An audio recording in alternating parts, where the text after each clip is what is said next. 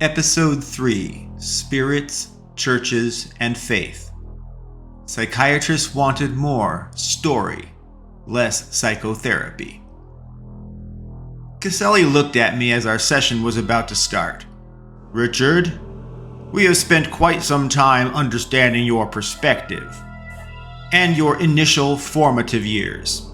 We covered several unrelated topics, as well delved into your psyche. I have determined we will benefit little from continued back and forth discussion, at least for a while.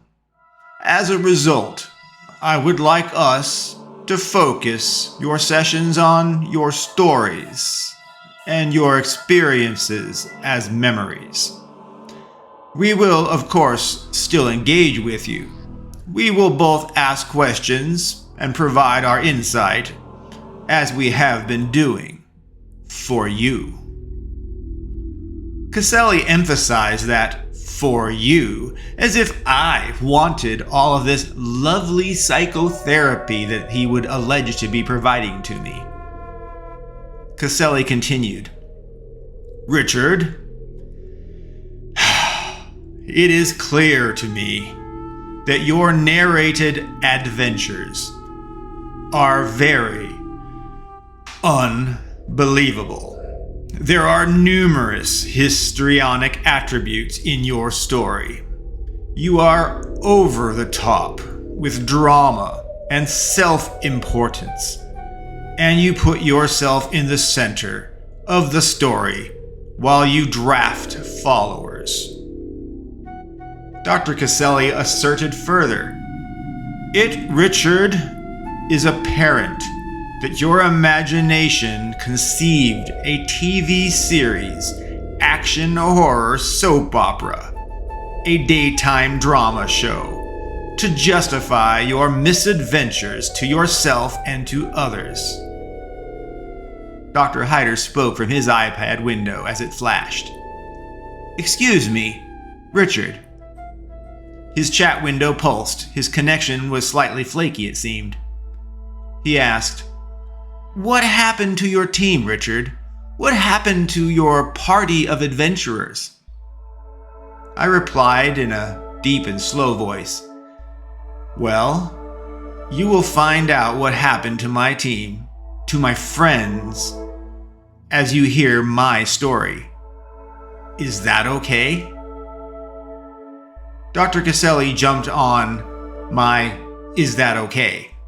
He challenged, Richard, you used the word story to describe your alleged history. I think that is telling. It is a subconscious tell that your narrative is a fantasy, a fabrication. Your subconscious is exposing your true reality, that you, deep down, know that you have imagined your adventures to justify delusional misadventures. Caselli added his typical judgment. Richard, I question if your companions ever even existed. Perhaps instead, they were imaginary friends of an addled, degenerated mind of an older man. Alternatively, Richard, your friends, your team, could merely be a fabrication of a psychotic schism, which is much the same as elective imaginary friends. Caselli added more. Richard, the money you claim to have received from your inheritance appears to be your own stock sale proceeds, deposited into your checking account by you. Are you sure, Richard, that someone else deposited money into your checking account? You can see, Richard, how it appears that you have carefully crafted a fictional reality that you could operate within and beguile your sidekicks to follow your insanity as if it were real. In a way, you gaslit your party members, these friends of yours. Richard, you funded a fantasy and pulled innocent people into it. You made them quit their jobs and their livelihoods to join you in your madness. I replied, the truth is the truth. Period. I am sure you are looking at my checking and savings accounts, right? You are not looking at the accounts we used once we were in Athlone. We used secure, confidential accounts provided by Midnight and Associates.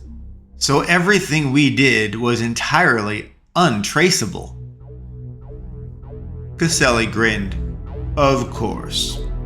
Of course. You used untraceable, invisible accounts to fund your misadventures. Of course. He closed with a blatantly judgmental, sarcastic tone. He added, perhaps these invisible accounts are as real as your imaginary friends. No one ever listens to me, I swear, and no one ever wants to investigate or tries to believe anything beyond the easiest in-your-face explanations. I was a captive to leftist liberals that hated me for being an old white male. Caselli smiled, blatantly judgmental. Of course, Richard. Of course. Again, you had separate bank accounts that no one has seen or knows about.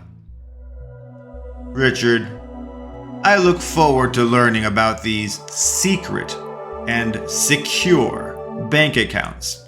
And I look forward to talking with your teammates, your friends, should they ever respond to our queries. Caselli closed, insisting, Richard, it is time for you to resume telling your story. We will try not to interrupt. He chuckled. We will try not to interrupt. But I offer no promises. We will engage when we should. Well, I was thrilled. It was a blessing to not have the psychiatrist talking, judging, and challenging me at every second, every turn, every word. Once more, I began to share my memories.